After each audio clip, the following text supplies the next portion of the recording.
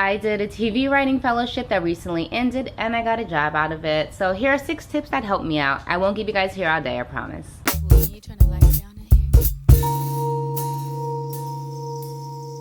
Hi, I'm Jacqueline Joyce, but you can call me Jay. Hey friends, and welcome to my channel. Here I talk about home, health, stuttering, being my mom's Alzheimer's caregiver, and TV writing, because that's all the stuff I do. So much stuff on one little channel. So today I'm basically going to talk to you guys about TV writing. I finished my first TV writing fellowship. You can applaud. Thank you. Thank you very much. It wasn't easy. It was really hard actually. It's called the Disruptors. It's led by Joey Soloway, formerly Jill Soloway, the creator of the show Transparent, and it was during a pandemic, which was interesting. But I now have a better understanding of how to navigate the industry, where I want my career to go, and some takeaways to move forward with, which I am here to share with you guys today, okay?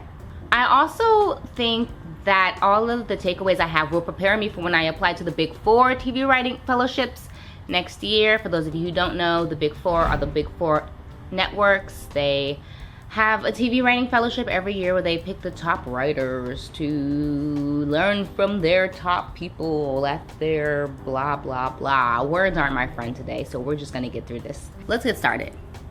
These are the do's and don'ts, really just all the things that you should do. Do this, do that. You ready? Learn from your classmates. Do learn from your classmates. As much as I loved my teachers, it is the other fellows in the program that are going to be reading your work, really getting to know you as a writer. And honestly, some of the best notes that I received on my script were from other writers in the program. Mostly because they got to know me as a person. You know, it's very easy to match a script to the person who writes it.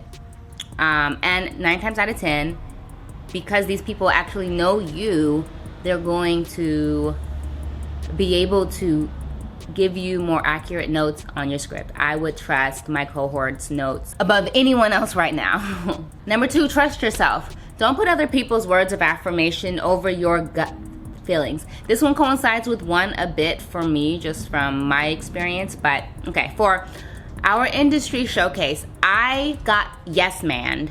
I got yes-manned into settling on certain actors that I didn't love. I got yes-manned into thinking that my script was perfect when deep down I knew it wasn't. But the heads of it kept saying, oh no, I think your script's at a perfect place.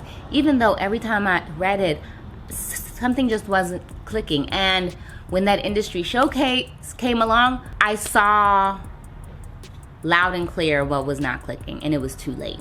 And something that really helped me see how I wasn't taking charge of my work was I was watching another fellow literally dictate to them who will direct their piece, what pages they'll choose, what actors they'll have, and they really stood up to each and every person and gave guidelines for what will happen to their work, and their presentation was fantastic. And so it really just taught me that no one knows my writing better than me. No one knows what I see in my head better than me, and to make sure that I am the person standing up for it, you know?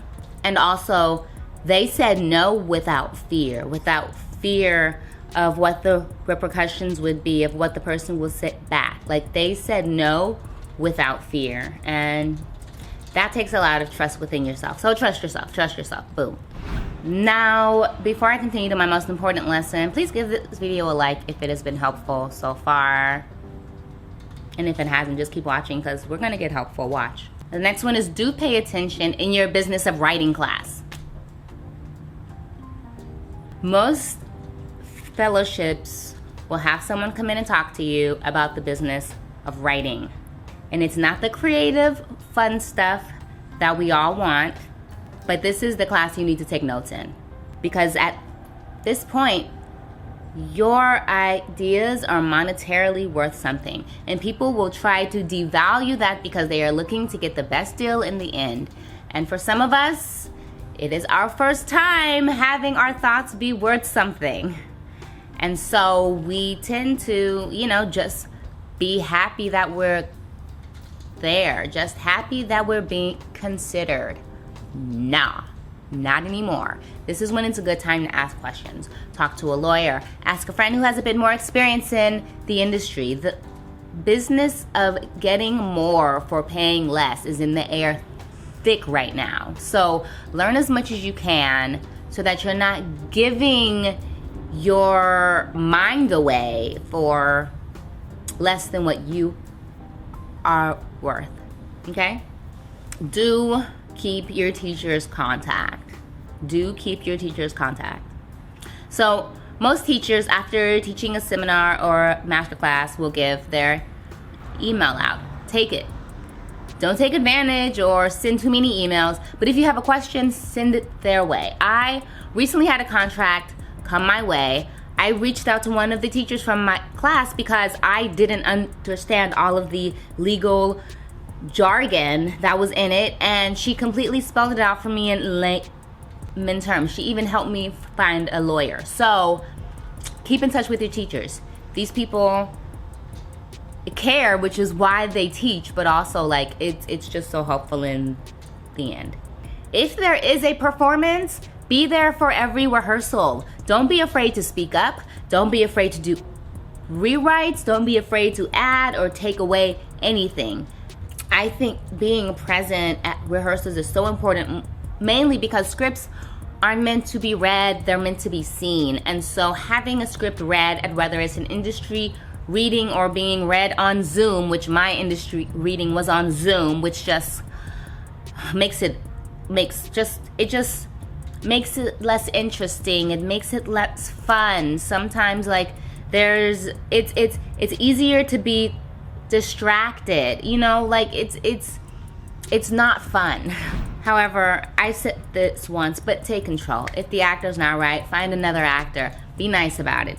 Even if you have to play the role yourself, make sure that your vision is clear and that what you have in your head is what other people see. If this reading doesn't go well, it's not that you won't get other opportunities, but the people who are there, which can be a very large audience, to see what you can bring to the table won't get to see what you can bring to the table, which can eventually stunt you in the future. So make sure that your vision is being executed, and it is your job to make sure that that happens, especially at the fellowship level. Like I said, our industry reading was on Zoom. Now here's the final one. Have a full sample ready. After your fellowship, if your reading goes well and there are people who are interested in you, production companies, studios, whatever else, you're going to have a finished sample. Your best sample, make it clean, make it lovely, make sure it's something that you're incredibly proud to send out. Have a pilot ready for them to read, and not just any pilot, but your most polished pilot that represents the writer that you are at the moment. No typos, proper format, all of the above. And if you don't have that, then you've pretty much just squandered the entire fellowship for naught. So as soon as my fellowship ended, I got a job because I made genuine friends with the other fellows who now trust me as a creator. Plus, I had a completed sample of my writing. Then I got a second job where I needed a lawyer to look over a contract for me. What did I do? I reached out to my teacher, who then helped me get with the right people to have all of that sorted out. So if there are two takeaways, actually 3, because my industry reading did not go the way that I wanted it to, which is why I'm telling you guys to keep as much control as you want. If you need to set up readings outside of the fellowship with the actors, do that. Like, do whatever you need to do to make sure that there's not egg on your face in the end. Luckily, I ended up leaving with work, which is always ideal, but that's not promised. You know, everyone won't have the same opportunity. So my 3 main takeaways would be: make sure that you create relationships with the other cohorts, because those are the people who are going to be hiring you. Those are the people who will think of you for writing teams for other projects that they have. Have a fantastic sample And also keep control. Keep as much control over your work as you can. Those are my like 3 main takeaways. All the other ones are important, but Lord Jesus, it's a fire. Anyway, I appreciate you guys for watching. I hope this was helpful. If you guys get to the fellowship point of your writing career, congratulations. That is a large feat in itself. That means you are telling great stories. Your characters have intentions. Your stories have obstacles. Beautiful. Congratulations. Now, improve those skills, but also, damn. What the f am I trying to say, bruh? Anyway, guys, I really hope this was helpful. These are my main takeaways. These are the things that I wish I knew going in, but also I'm happy that I learned that I can move forward with them. If you guys have any questions, let me know down below. I appreciate you for watching, and I'll catch you guys on the next upload. Also, if you want to learn more about this TV writing stuff, make sure you subscribe. I upload every Wednesday and sometimes Sunday. I'll check you guys later. Stutter beautifully. Yes, you fluent people too. Stutter beautifully. I'll talk to you later. Bye. Oh, look at my shirt. It's so on brand. Black female writers. You know how I do. You know how I do. All right, bye y'all. Wink.